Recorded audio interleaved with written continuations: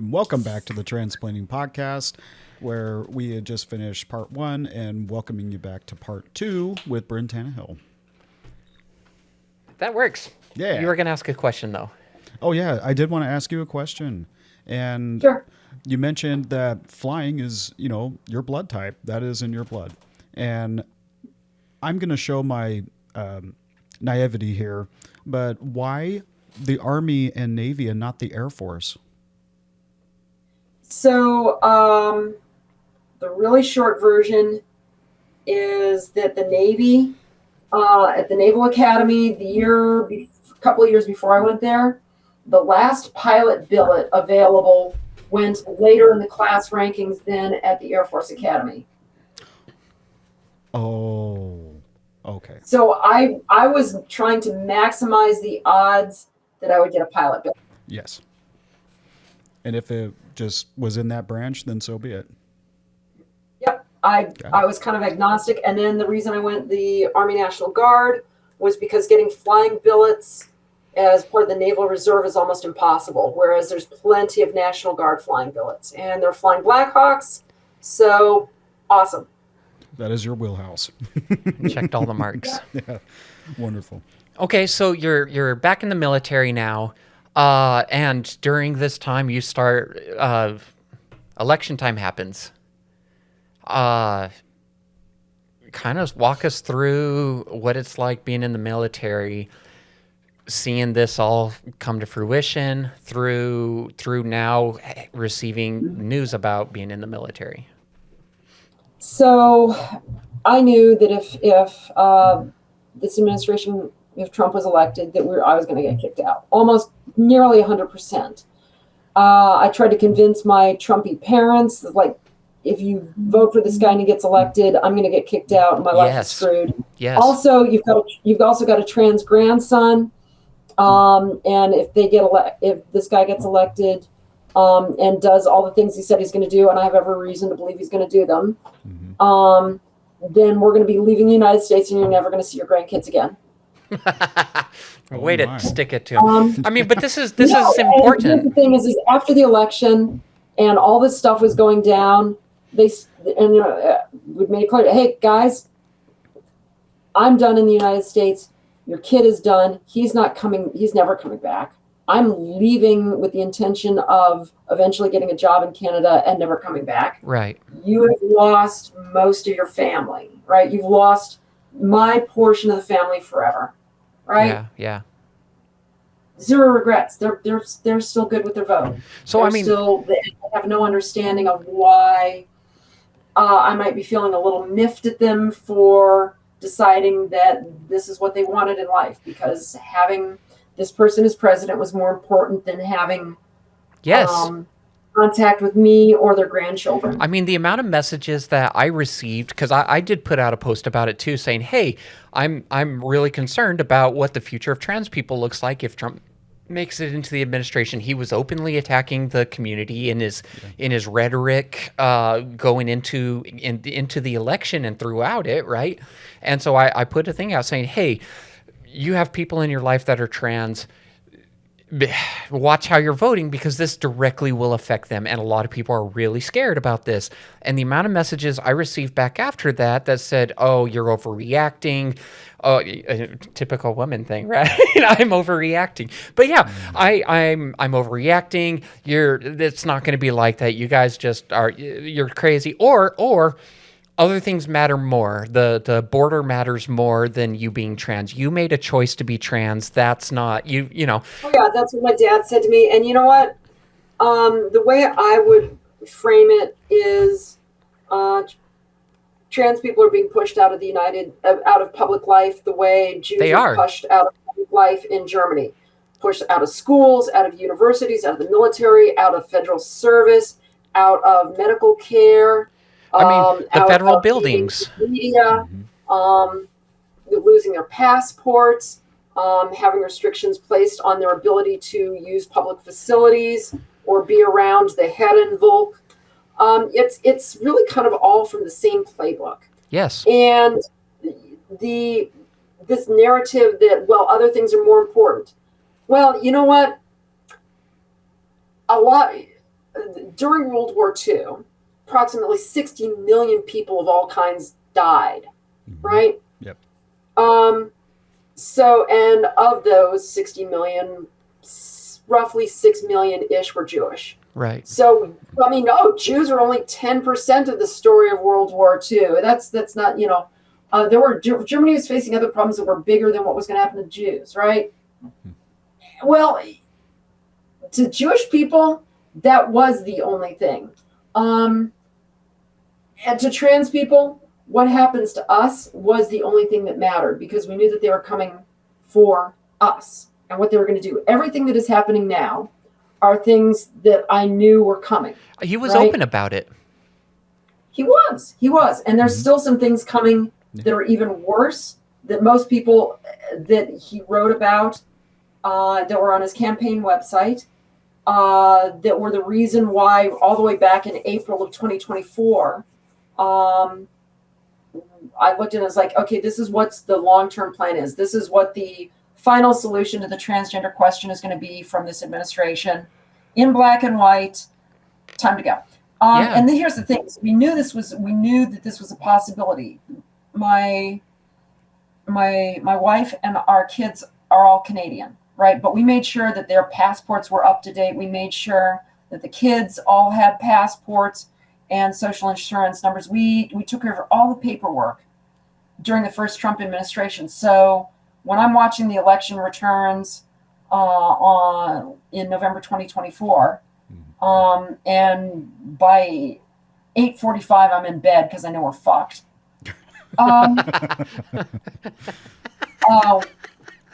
Yeah.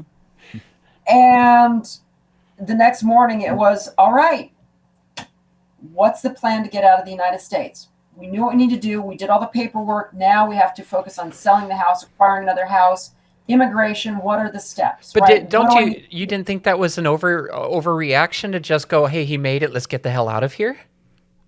No.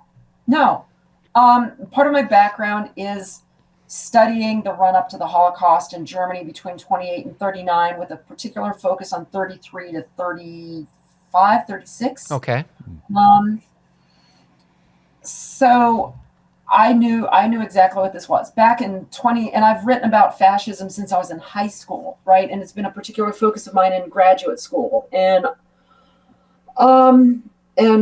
since then, and back in 2016, I created a list of things that the Nazis did to make it difficult for Jews to exist in Germany, right? And the only one that we are really not seeing in the United States now is they aren't at the point of confiscating property of trans people. The other 18 things are either happening or about to happen, right? And this is before they reached the Wannsee conference and the final solution. This is just the stuff they did to make life wretched enough that they wanted to leave. The other thing is I knew this was fascism back in starting around late July 2016, when Trump in one of his speeches says, one nation, saluting one flag, under one God, with one people, right? Or under one God, right? And I'm like, oh, ein Rot, ein Reich, ein Volk, ein Gott, ein Vierchach. The national motto that was pretty good. Of Germany. Fuck, this is fascism. Shit. Right. And that was the national motto of Germany between 33 and 45. And here's Trump very, very closely paraphrasing it in his speeches. And it wasn't just one time. The first time I heard it, went, oh. And then the next time I heard it, I was like, yeah, that wasn't a mistake. This is absolutely 100% classical, undeniable fascism. And you asked whether or not I thought this was an overreaction. The answer is no. There's, the way I described it back at the time during the first administration was always reminding myself, the ones who got out early were the ones who survived, right? The ones who worked to get out early, right? Immigration got cracked down. It was the people and literally the Nazi government worked with Jewish organizations to help liquidate their assets and get them to Palestine, right? So that they would liquidate them in Germany, go through a Swiss account, and end up in a British account, right? And you had like national Jewish organizations collaborating with the Nazi government to make this happen until Britain shut down immigration to Palestine, and the German government said, we're not going to help you anymore, right? Damn. So getting out early is the key. There's another quote by Billy Wilder, Jewish Hollywood producer. He made Some Like It Hot. And I keep coming back to this quote because it's brutal. Brutal. All right. But it's true. The optimists all died in the gas chambers. The pessimists got schools in Beverly Hills. Oh my God. And that's a hell of a takeaway. But it's true. And I'm a pessimist.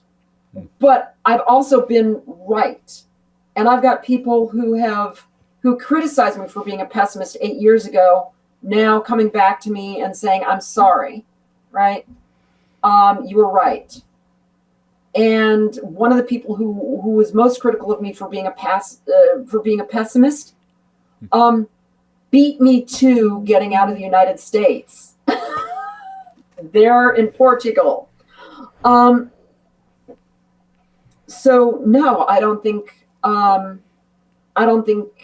it was premature. I don't think it was reactionary. I think it was well considered, and it was something we thought about a lot.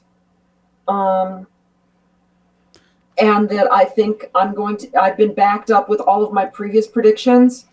And I think that my last prediction of what happens after I'm gone is probably going to be true. And here's the thing is I'm not going to say who did it, but I will say that in my conversations with a well-known Democratic lawmaker, if I said the name, you'd know it, agrees with me that this is where they want to go. And where they want to go is in Trump's Agenda 47 website. He said that he's going to have the FDA investigate, and we know we can get a fine, that taking HRT makes transgender people aggressive, violent, delusional, crazy. They've already said that. Yeah. And they've already said that. But it also says that under the section on homeless people, that they're going to institutionalize everybody who's deluded, violent, dangerous, aggressive, and crazy. Just the one. It was to describe trans people as they do to describe the people that they want to forcibly institutionalize in a different section. But they go together. It's not an A to B to C. It's an A to B kind of logical leap. And yes, I had a Democratic lawmaker whose name you would know. Bring it up with me and we agreed with it. And that this is where the GOP wants to go. Democrats know this is where the GOP wants to go, but they're also not willing to say it out loud because when I say it, people think I'm nuts, right?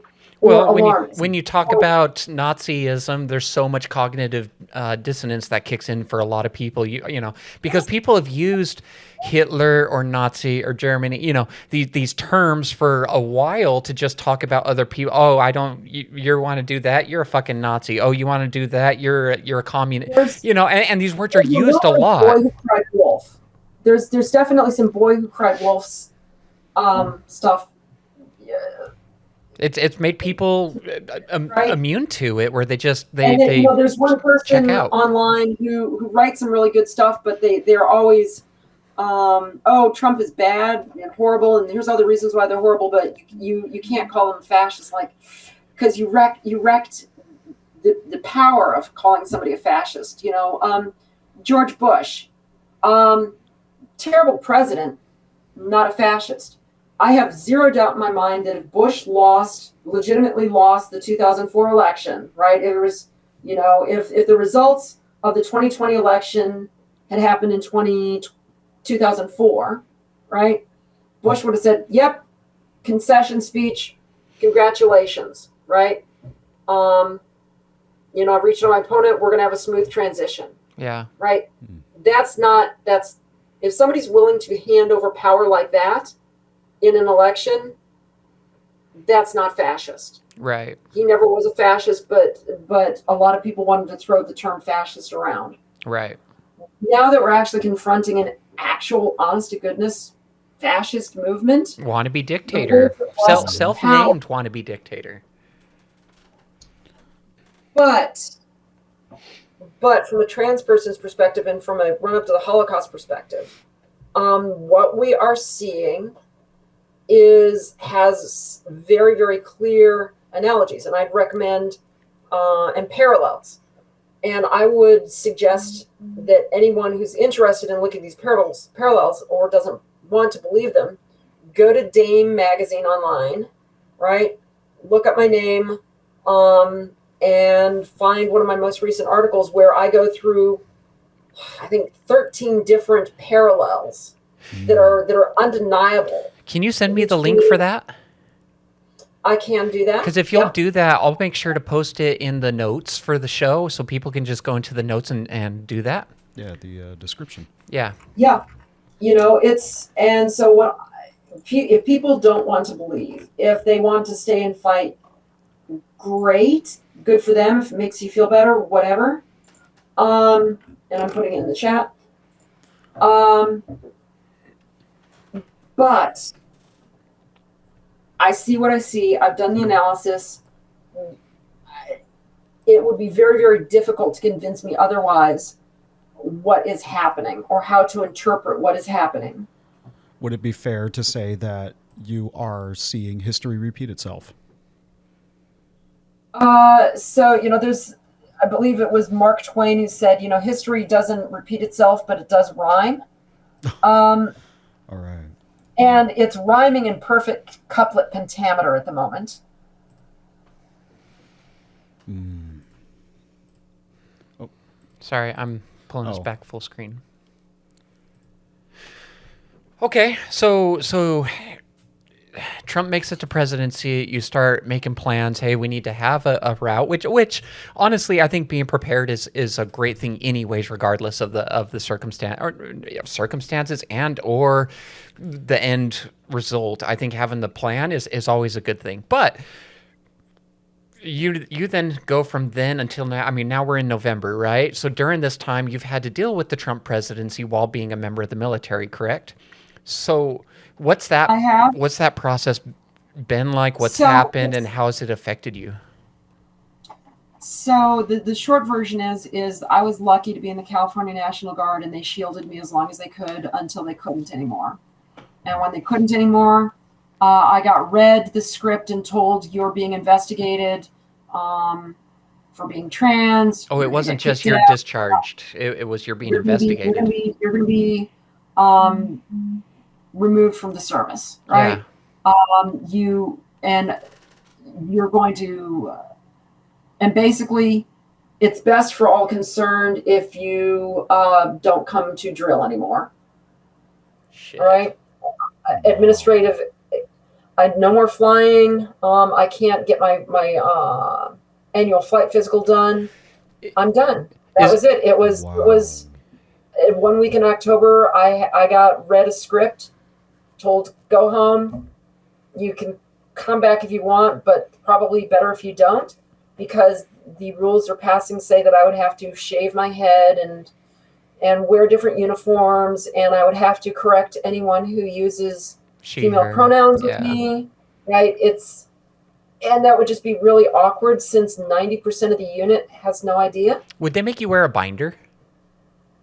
No, but that would be really, really weird for me to be wandering around. I'm not shaving my head. That's how you punish women in a lot of societies. Yes, I won't either. And being trying to pass myself off as sir with boobs and a hoo-hoo.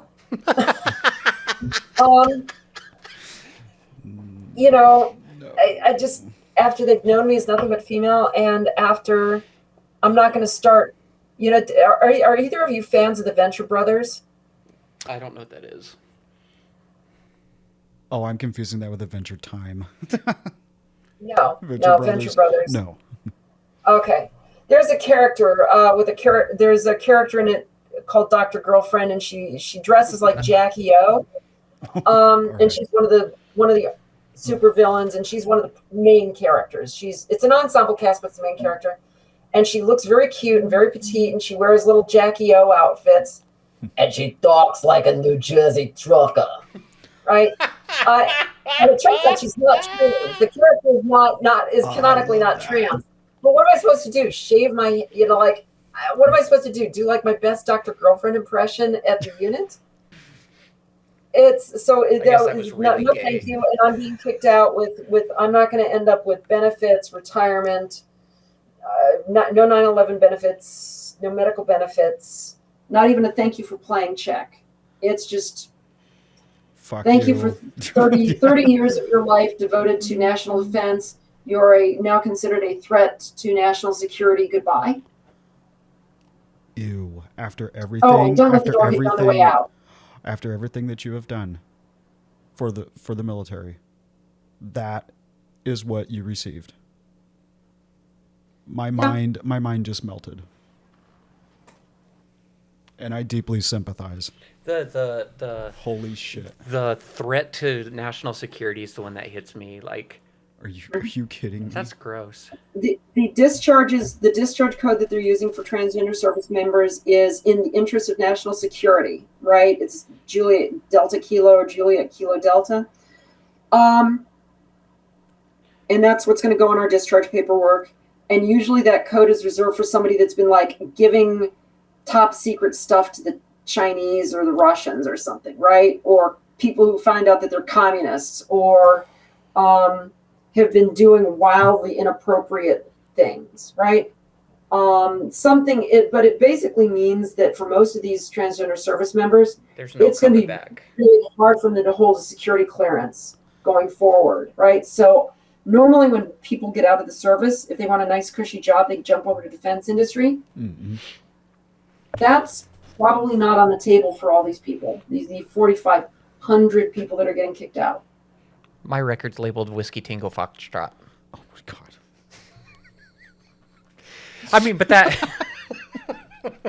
but that's a really shitty situation. You have these people that have gone the distance to be able to meet these different regulations. They've put years of their life on the line. And for some, I mean, for a lot of them, there's, bills that they're thinking about, there's families they think about, and a lot of them have this deep pride in their country, and they want to serve their country and they want to do this. But then to turn around and get that thrown at them that, hey, by the way, we fuck you and you're a national threat.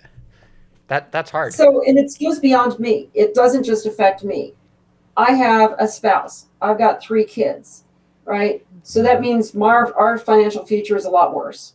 But the other thing too is for the past 2 years, I've been transiting between Virginia and Sacramento, right? I've been spending about half my time away from my family so that I could fly, so that I could support California, support my country, support my unit. Right. And all that time away from my family, just out the window, that I've missed with my youngest, our last kid that we have at home, mm-hmm. that I'll never get back. Yeah. That's all gone. And now and I'll never get back. Right. No. I've missed, and this year is the worst. I've been gone 75-80% of the time, either for dealing with guard stuff or trying to do the things necessary to rebuild my life such that I can get a job in Canada. So when I get permit. My kids and my wife have paid the price for this. They made sacrifices so that I could support my country, support my state, get my flight hours, do something useful to society. They did. And it wasn't just an FU to me. It was an FU to them. Yes. Sure. So You went through years of your life working to get back into the military. It was something you wanted to do, you believed deeply in, and you fought tooth and nail to get there. You wrote documents and you worked in jobs that you necessarily didn't want to do. You did all of this thing and fought for years to get back into the military. Yes. And then it was fuck you. So do you regret putting that time in to do it? So, no, and I'll tell you why, but it makes sense. It makes sense. Now that I'm in Canada, my security clearances and my defense experience are worth nothing here, right? Unless maybe I latched onto some sort of job in Ottawa, in the capital, or maybe Toronto. There's a few places there, but probably something like Ottawa, Montreal. But then again, I'm not Canadian, so getting a job here is almost impossible. And and my expertise is U.S. military, not Canadian military policy. So not worth a lot, right? But if I hadn't gotten back in, if I hadn't gotten those flight hours, right, with the Guard, if I hadn't used the Guard to leverage it to get firefighting experience with another helicopter company, then I wouldn't have enough flight hours. I wouldn't have a resume that could land me a flying job in Canada.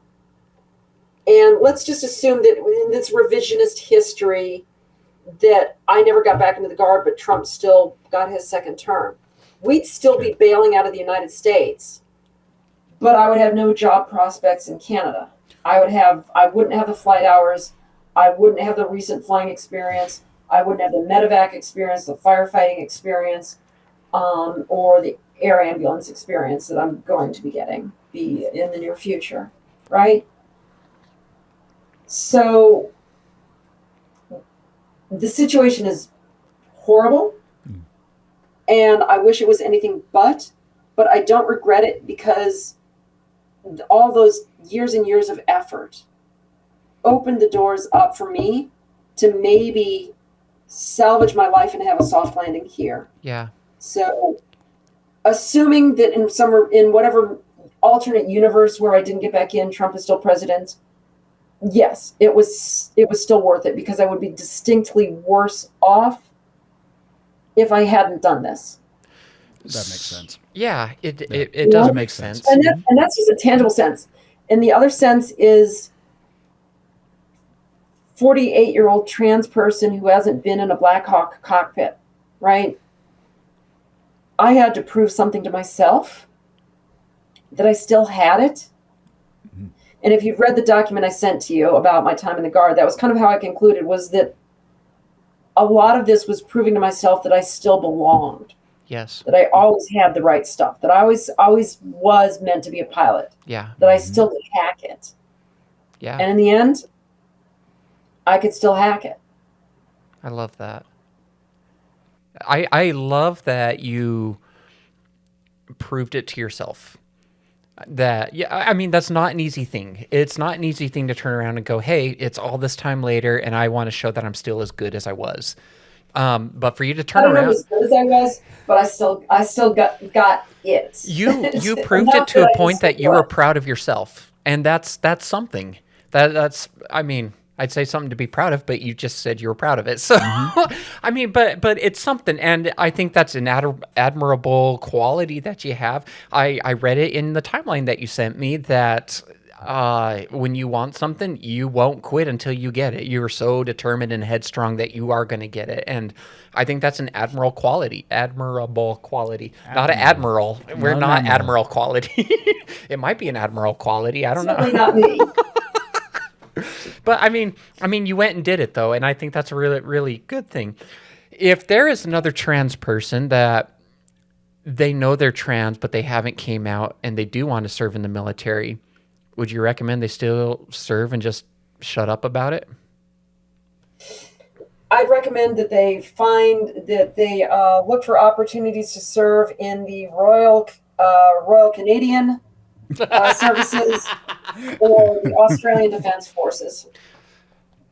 All right. Fair enough. and earn their citizenship elsewhere. That's fair.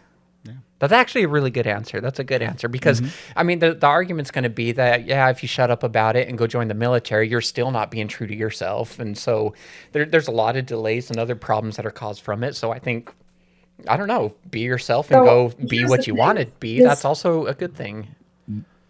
The kind of people that join the military because they believe in something, right now, I think it would be hard for any trans person to feel good about what they're putting their lives into. That's fair. Right? You are spending your life to, if you were a trans person hiding who you were to support a regime that hates who you are, that you can only exist by hiding, right? And hurting yourself and hurting the people around you who have to live with you when you're miserable because you're dealing with untreated gender dysphoria. Why are you spending your life in support of an institution that hates you enough that it's talked openly about eradicating you? Spend your life doing something and supporting something you can be proud of. I love that. I do too. I like that a lot. Mm-hmm. So you needed more hours in order to make it up to Canada and to be able to be available to fly up there. You ended up going and be able to have enough flight hours to qualify for jobs. Right. Yeah. So you went ahead and started moonlighting on the side with another company, and you were fighting wildfires. Can you talk us through what that's like? Oh gosh, it's really different. So we were flying buckets, right? So there's two ways to deliver water to fires in a Hawk, right? You can either have these conformal tanks that are inside or under the helicopter, but essentially the water is co-located with the helicopter, right? Right. And you suck it up with a tube and it goes in a tank that's either strapped to the helicopter or inside the helicopter cabin. And then you fly over the fire and the water comes out, gets pumped out. Or the other option is you have a bucket, you dip it, it fills up, or it has a pump that pulls it, and the bucket hangs 150 to 175 feet below the helicopter. You fly the helicopter to the fire, you drop it on the fire. That's the really simple explanation. The less simple explanation is when you get a 4,000, 5,000, 6,000 pound bucket of water at high altitude underneath a helicopter flying at the absolute edge of what its engines can handle. And you get pendulum motion. You're trying to make the aircraft do something that the Sikorsky engineers never imagined in the late 60s, early 70s when they were designing this thing, right? You're taking the aircraft consistently to the end of the envelope of what it can do aerodynamically. And that bucket, as it swings, right, at the end of that long line, is just dragging you through the sky, right? And it stops flying like a Black Hawk and it flies like something else entirely. And the inputs that you would normally use to control the helicopter don't work. In some cases, make the swing worse. So you have to relearn to fly the helicopter when you've got a full bucket underneath you. So what was that like the first time you did it? Oh God. It was like a monkey with a football.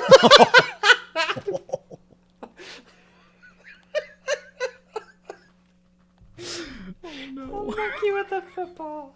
The image in my head is adorable. It was humbling. It was humbling. I'm just like, oh. It was not comfortable. It was like I felt like such. I'm like, I'm a pretty good pilot. I got just under 2,000 hours now. You know, I can do this. I've flown some crazy shit. And it's like, no, it was humbling. It was humbling. And it took me a couple of flights before I could just figure out how to fly straight and level with the damn bucket on. So you have a co-pilot in these helicopters that you're flying with the bucket. I was supporting the pilots with a lot more experience than me, right? So I was the second in command. So were you controlling the direction and all of that of the helicopter? So I was generally when the bucket was empty, I was generally flying, And some of the pilots would let me fly when the bucket was full, going between where we picked the water up and where we dropped it. When you're actually picking it up and dropping it, you need the person on the left looking at the bubble. Like there's a bubble canopy so that you can basically stick your head out of the helicopter and look down and back at the bucket underneath you, right? And I didn't have that on the right-hand side, so I couldn't do that. So they were flying that, and I was getting experience flying between the pickup point and the drop-off point. So it's the first time that you're going to fly with a loaded bucket. You have an experienced pilot there with you. Are they just laughing while they watch you try to fly this thing straight? Oh yeah, it's for them. It's pretty funny. It's also a little bit hairy because you're watching you have the ball, which indicates whether or not the aircraft is in trim, and you're watching as I'm fighting. The ball's kicked out over here, and it feels like you're flying sideways through the air, and you're just kind of like, the buckets.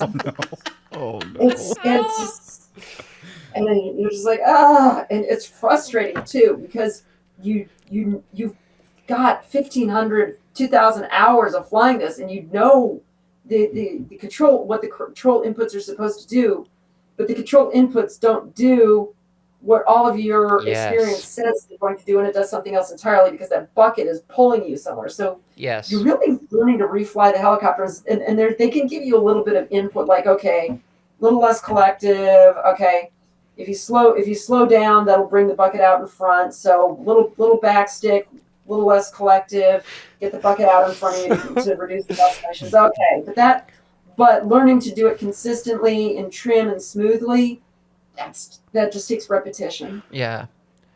From like riding a bike to a unicycle.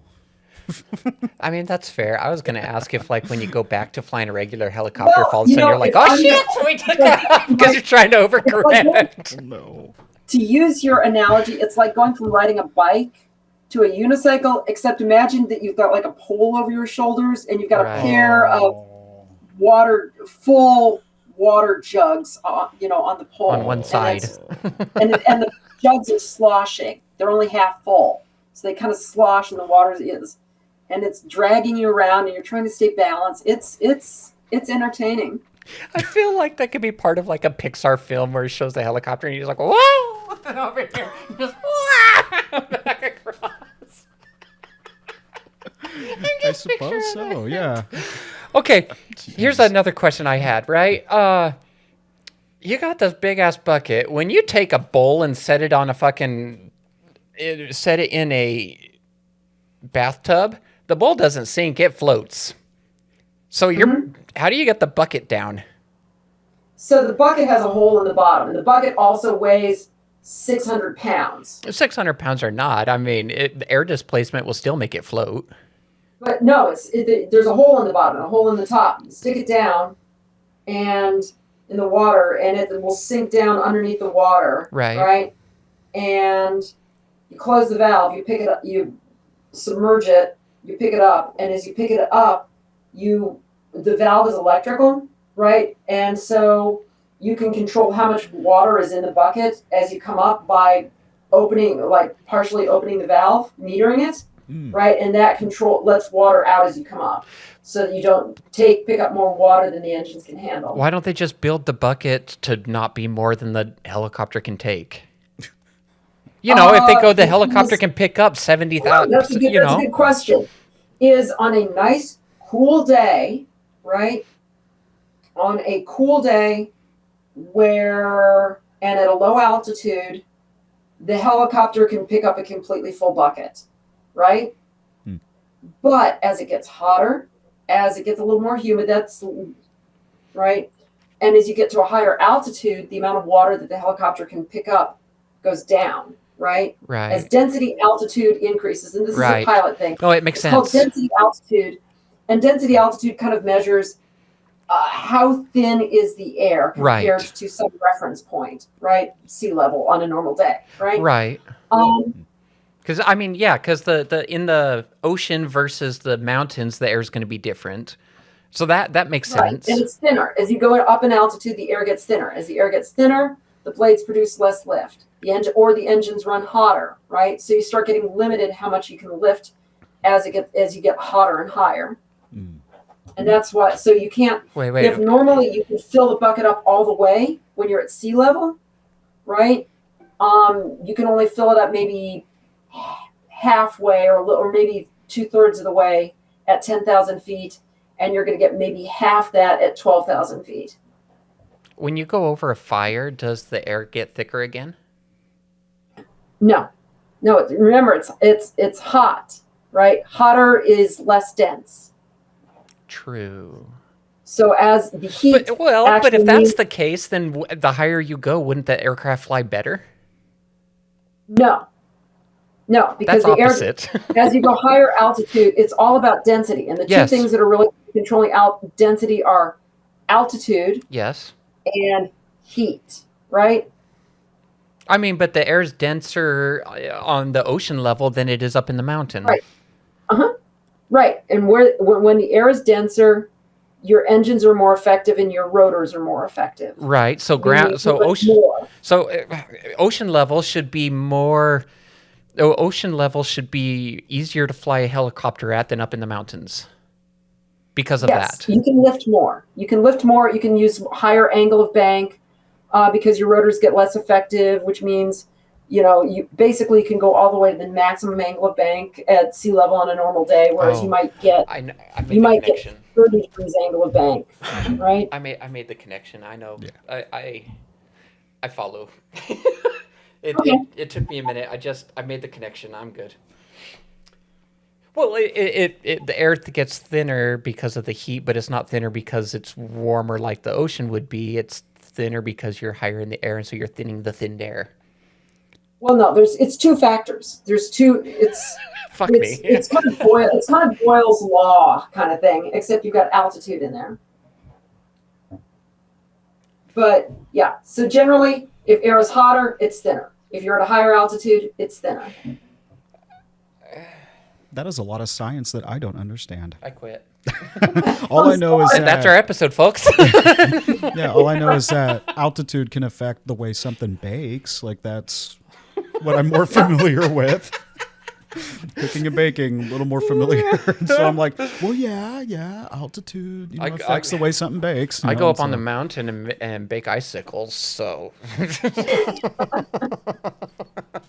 No, it's that's just pilot stuff. Stuff that you have to keep in mind. Okay, so you've gone through the experience. You've picked up buckets. You haul to wherever you're going. What's it like when you're at the fire? So it really depends on the fire. Sometimes there's people on the ground that are telling you where to put it. Sometimes you've almost always got somebody overhead in another aircraft that's monitoring and telling you that's coordinating between. Coordinating. So you've got air attack over you. That's you're talking to them and they're talking to control, and they're telling you, hey, we want you to work with Division Alpha and be working in the north slope of wherever. And they'll either tell you if there's nobody on the ground that you're working directly with. They'll tell you just work the north slope near the ranch, right? Okay. Or if there's somebody on the ground who's like, hey, you're going to contact Rancho Murrieta Actual, or then name somebody that we're supposed to do, and you're talk to them on air to ground primary, air to ground secondary. Okay, so you know what radio frequencies, because you go in with a radio card that tells you what frequencies are going to be used to talk to what people. Yeah. Right. And so you'll go up to air to ground primary or secondary. Hey, Rancho Murrieta Actual. This is this is 80 Bravo Hotel. We're on station. We got a full bucket. We got an hour and 30 minutes left on station. What do you got for us? And I say, hey, we're here. We're gonna put down a strobe, or we've got down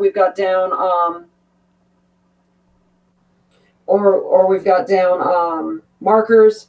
We'll try and guide you in. We'll come in, do a high pass. We'll find the guy, and then once we see the person, the pilot at the controls, not me, is going to follow their directions, to come over, and they're going to either lay down a line of water sometimes, right? Or they're going to want to lay down, or we're going to do a spot drop.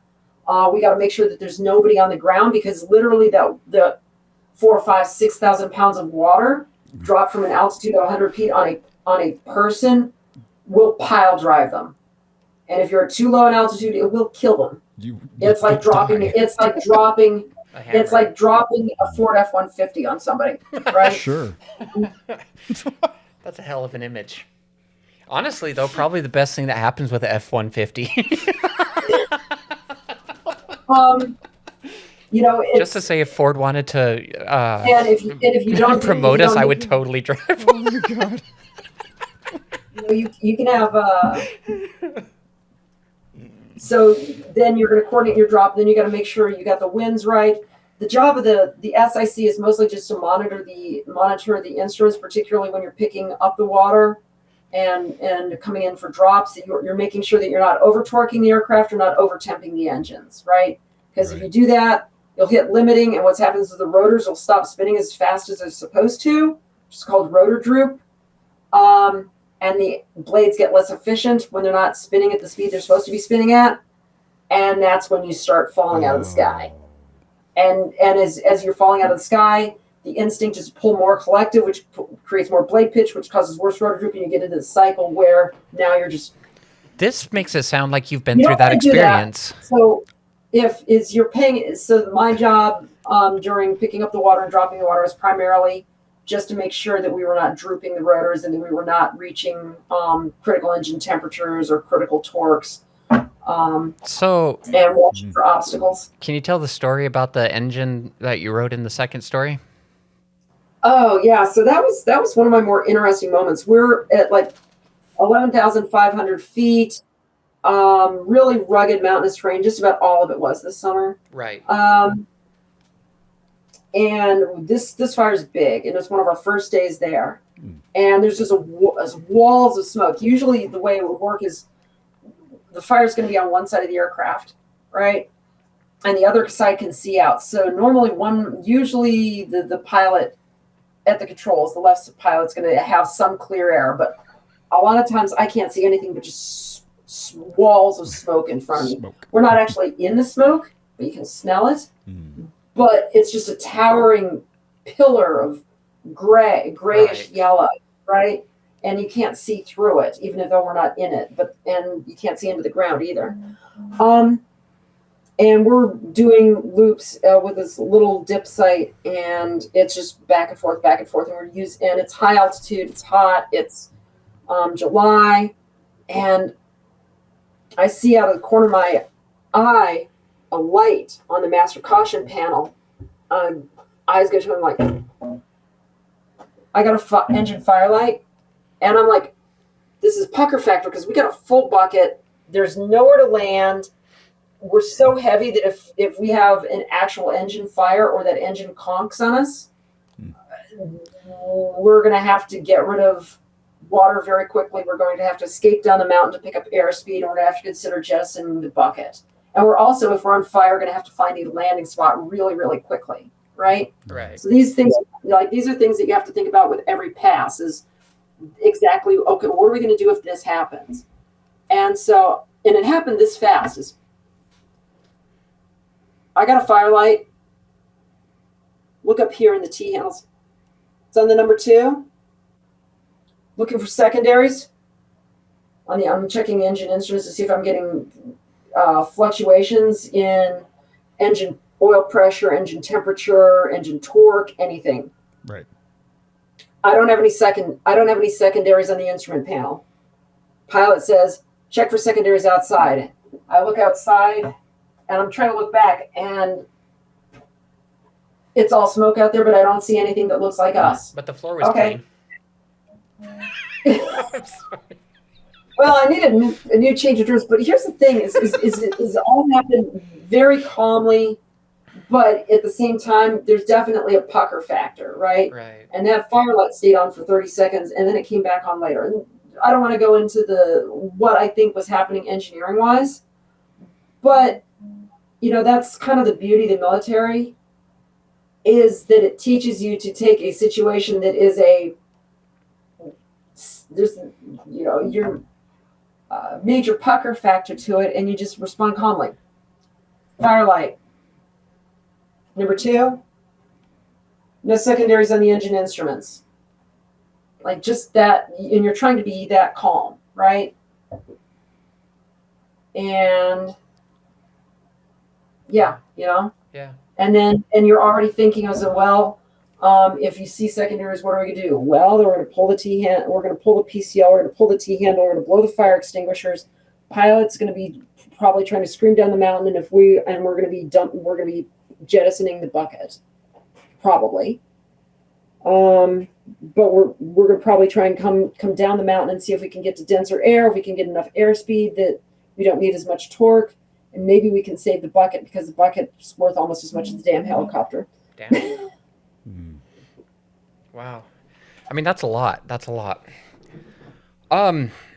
Oh, the thing just went back on my chair. I just about ended up backwards in my chair. I have no idea how interesting these pilot stories are, but no, it's interesting to me. This is stuff that like your everyday average Joe doesn't they're not involved with. They're not seeing this stuff all the time. I don't know anyone that flies a fucking Black Hawk. Like this is cool. This is cool. So we're getting close on time here, but did you have any part in the California fires? With all of that? The funny thing is that all the firefighting I was doing this summer was outside of California. I did some stuff in California, but it was utility work. Okay. Right? Power lines. Yeah. Right? Supporting power line installation and tear down. Were you driving the saws? No. Have you seen those videos? No, I haven't seen that. They got these saw blades, as bit whatever, and they got like 8 of them stacked on top of each other, and they just go down the side of the power lines and just chop the fuck out of all the trees to clear the sides of the power lines. So typically we were hauling equipment up and down sides of mountains for the helicopter crews. Right. Right. And we also did a little bit of pole setting. Yeah. Where literally they dig the hole, you pick up the pole, and you try and lower it into the hole. Right. That takes a really delicate touch. I was not the one flying that, but it was interesting to see that. But no, I flew in Utah, Wyoming, Idaho, Washington, and Oregon. Yeah. Very cool. You have lived just an extraordinary life. I mean, you've done so much, and it's really cool things that not everybody gets to do. I mean, this is special that you've gotten to do these kind of things. It's special that you were part of writing language of an executive order. Like nobody gets to do that shit. Like this is really cool. This has been special for me to see you come on and get to hear this story. You wrote books. More accomplished, more professionally credentialed. I think they're more impressive. But well, they can come on and talk about their shit too. I mean, but this is really cool. I've really enjoyed getting to hear all of this. It was nice meeting you the other day. Like, yeah, I really enjoyed that.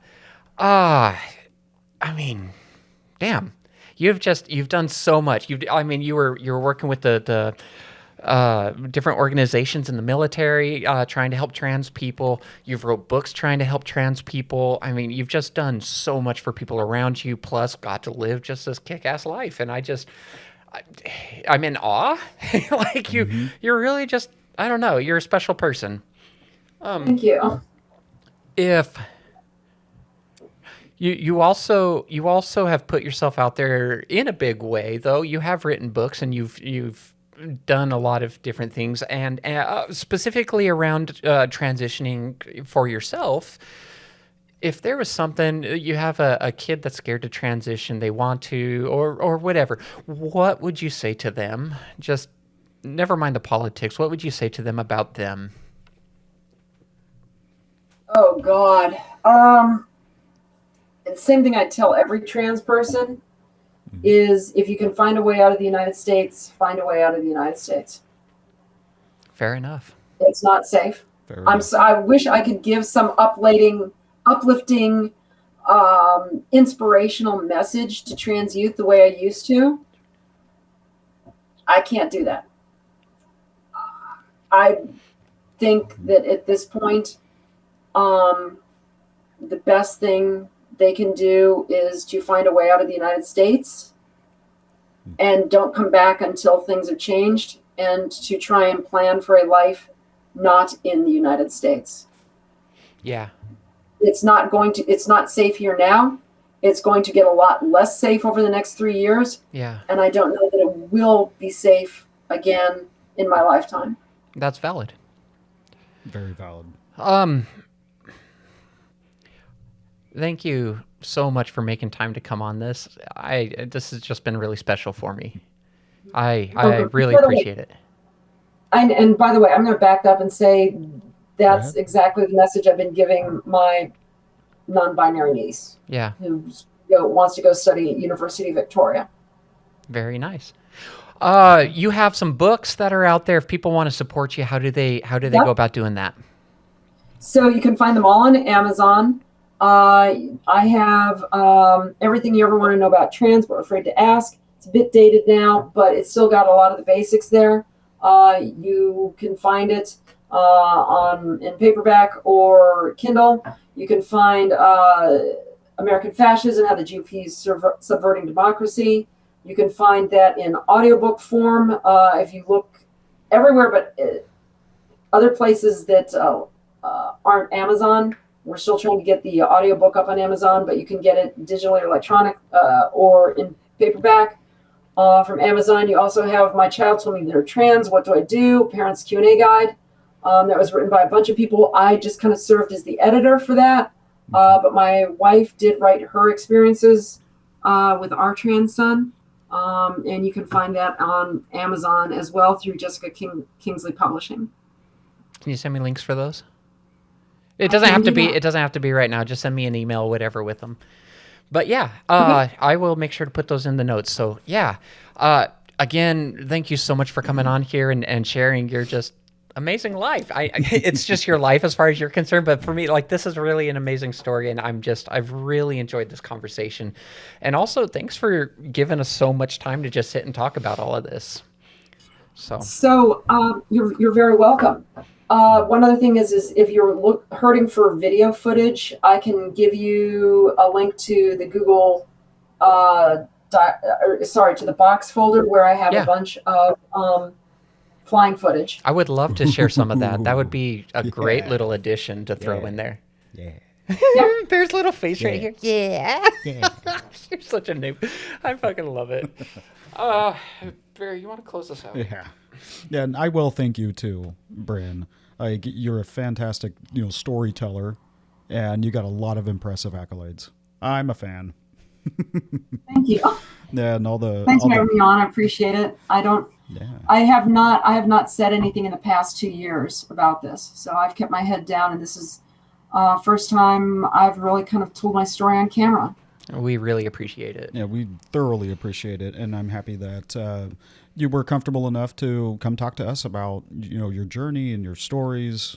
That is special. It was all special, and I will say, thank you for your service.